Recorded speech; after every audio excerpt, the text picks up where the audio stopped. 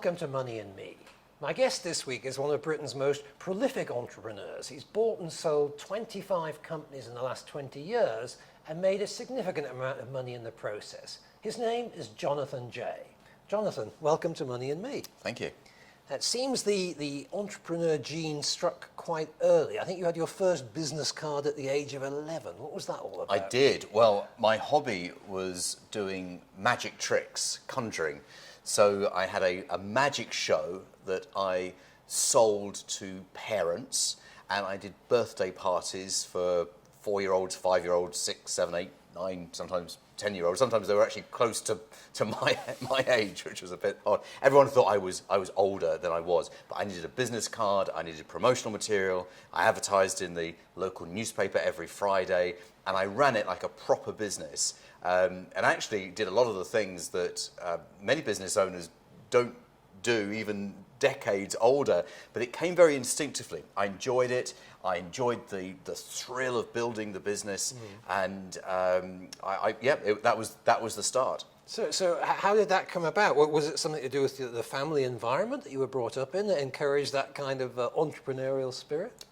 Not really. I had a magician at my birthday party when I was 6 or 7, and that was what inspired me to be interested in that subject. My parents always had their own business.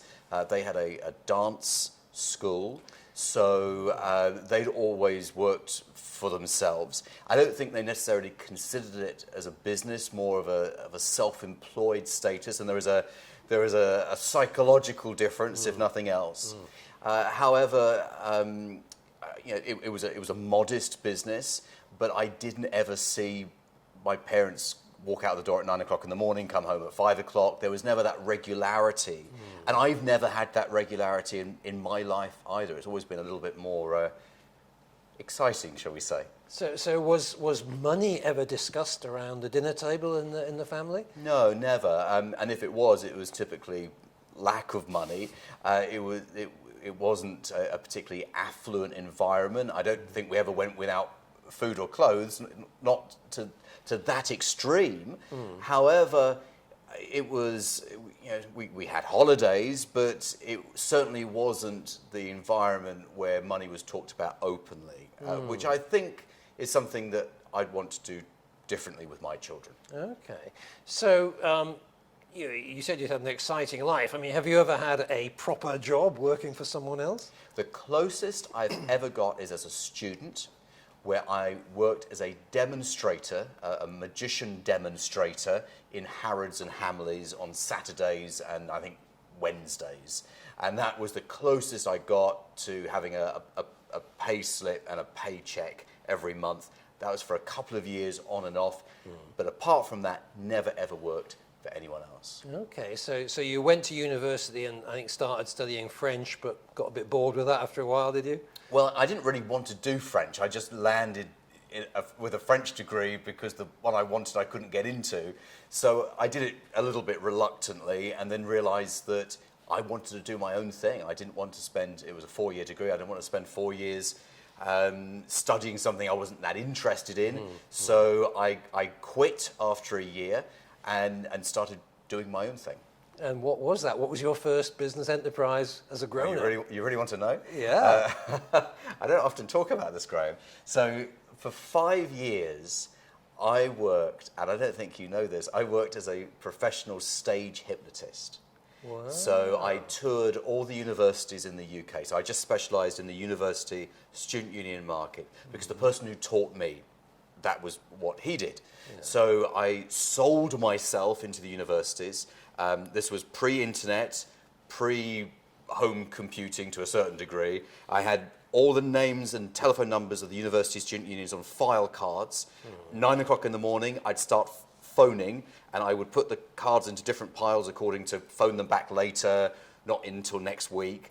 And I would just phone, sell myself on the phone, sell the show on the phone, send off the contract, typed it with a typewriter, send off the contract, get it back in the post with my stamped addressed envelope. Yeah. And I was doing okay. I think I was doing 100,000 a year. This was 25 years ago. Wow. As a 21-year-old selling myself into the unis. That's a brilliant model, but I suppose ultimately not very scalable if you're also the one that having to go on stage. Well, that was the issue, because if I didn't work, I didn't get paid. And on one particular occasion, I was unwell, which doesn't happen very often, but I was ill, possibly self-induced illness, and I couldn't work. I couldn't do the show, and if I didn't do the show, I didn't get paid. So it was actually a lousy business model, and that's what made me realise that I needed a business that made me income even when I wasn't there.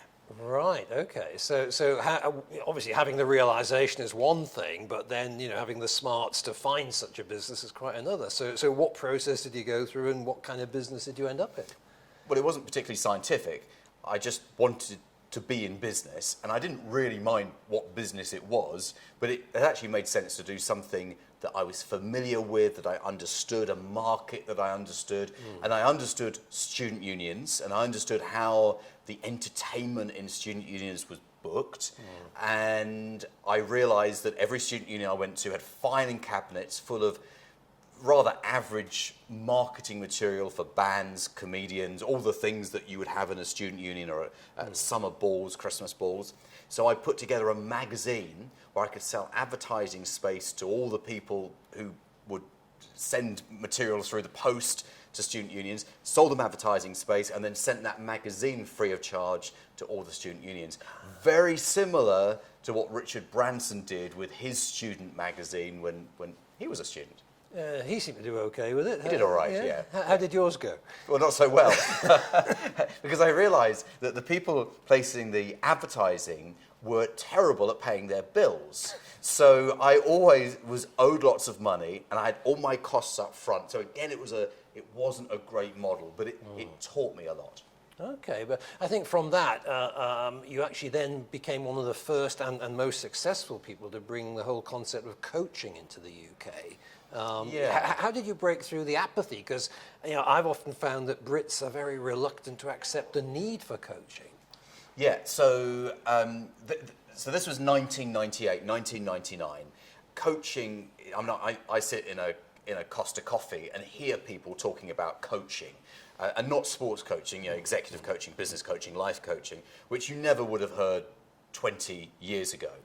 But I was on an exhibition stand with another one of my magazine titles, which was a corporate hospitality magazine, because they were better at paying their bills, but it was more competitive, so again wasn't a great business model. And I was on this stand for 3 days opposite an American coaching company, and it was a very quiet exhibition. And as tends to happen at quiet exhibitions, you speak to everyone else because there's no one else to speak to. So I'm speaking to the other exhibitors, and they said, well, we're part of this American coaching university, I think they called it. And I said, well, why did you go to America? Why didn't you do it in the UK? And they said, well, no one does it in the UK. And I found out that they charged, I think it was $3,000, which was about £2,000 at the time. So I had another magazine in my little stable of titles, which was on personal development. I went to all the people who wrote articles for me on personal development and said, could you run a coaching course? I'll go and find the clients. You put together the training program, and it'll be a winning combination. So as a result of that, we did our first training program in October 1999, so just about 20 years ago. It was a storming success, changed my financial life in one weekend. I went from having nothing, lots of credit card debt and not being able to pay my mortgage. I mean, it was pretty critical, really. I went from -0 to £20,000 in the bank across the course of a week. My bank manager was on holiday that week. He phoned me up when he got back. He said, Jonathan, what's happening? Something must have happened gone in the last wrong. week. Yeah, you've gone from -20 to +20. What's happening? And that was the very first training course, and I ran those training courses every month for 7 years, and then sold the company to a private equity firm. Fantastic. Well, after the break, I want to go into your whole new career as a buyer and seller of businesses. So for now, Jonathan, thank you very much. Join us again in a few minutes. Before the break, we learned about how Jonathan's business career had got off to a flying start when he sold his coaching business. Now let's turn to what's really made his name, which is as a buyer and seller of lots of different companies. So, Jonathan, it seems to me that having sold those first few businesses, you kind of got a taste for the deal rather than perhaps for simply running businesses the way most people do. Well, what most people do is they say that they own a business, and technically they do. They own the shares in the company. However, they actually live their lives as business operators. So they fulfill a management role. Now, that's a very important role in a business, but I don't think it should be the role conducted by the owner of the business because it's very limiting. It means that you spend your day answering the phone, creating invoices, signing for deliveries, changing the ink in the photocopier machine, and all of these types of operational activities where the real skill that a business owner should have is as an investor in businesses and growing their company, perhaps by acquisition. And I learnt that I could make more money selling a business than I could from running a business. I could grow my business and double its value. And with the coaching business that we talked about, I doubled its value and I added millions to the value by acquiring competitors. And not actually spending very much acquiring those competitors, but instead of just taking little bunny hops in my business, hire another advertising person, hire another salesperson, I actually took huge kangaroo leaps and I made millions more as a result. And you know what? It wasn't difficult. In actual fact, it was very easy, it was fun, and it wasn't stressful.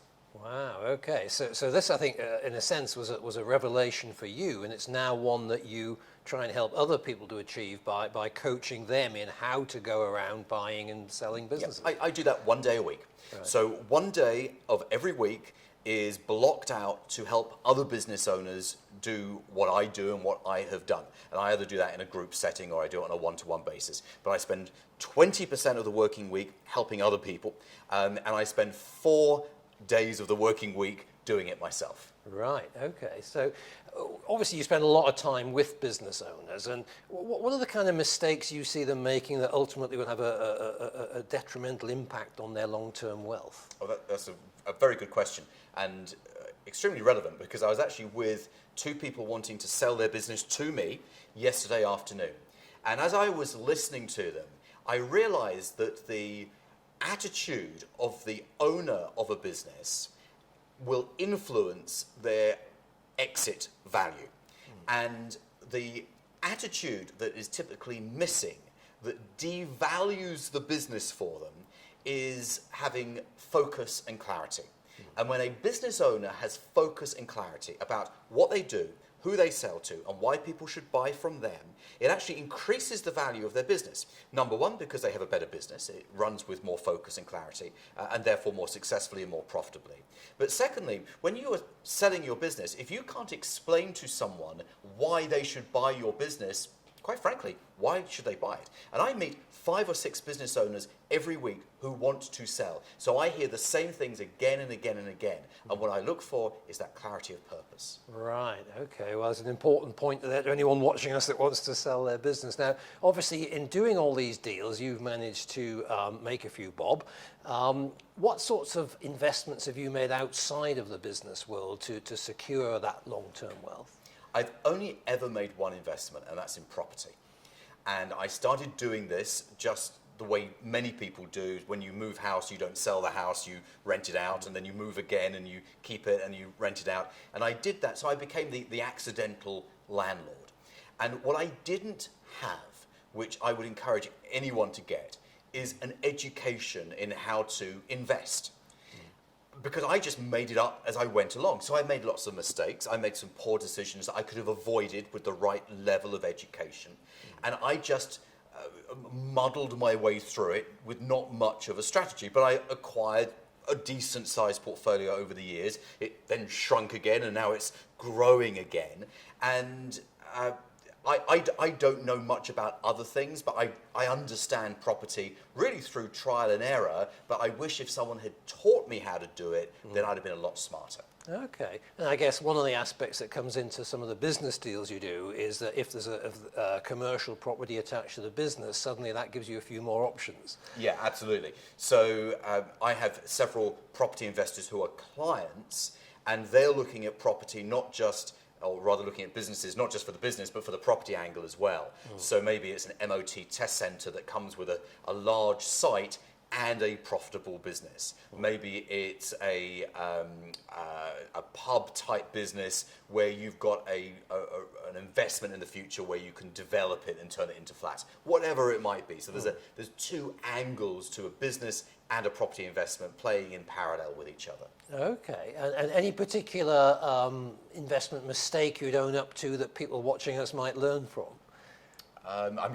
There's probably been so many. It's hard to select one. I can give you a broad mistake that I've certainly made, and I see other people make, which is where you get emotionally attached to an investment. You do it because you want the stroking of your ego.